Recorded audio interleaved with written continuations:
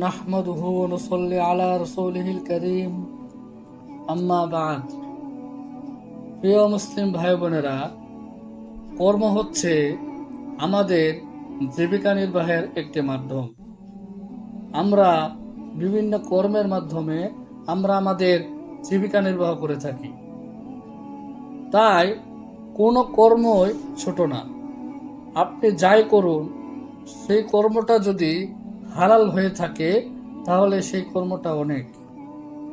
একজন হতে পারে সে কৃষক, কিন্তু সে নিজে পরিশ্রম করে খাচ্ছে, তাকেও সম্মান দেবেন। একজন কাঠমিস্ত্রি, একজন রাজমিস্ত্রি, সেও সম্মানী, কেননা সেও নিজের হাত পা দিয়ে পরিশ্রম করে খাচ্ছে। তো সমস্ত কর্মজীবী মানুষই সম্মানী, প্রত্যেকের কর্মের দিক দিয়ে সম্মানী। তাই কেউ কারো কর্মকে হেয় করে বা অবহেলা করে কথা বলবেন না।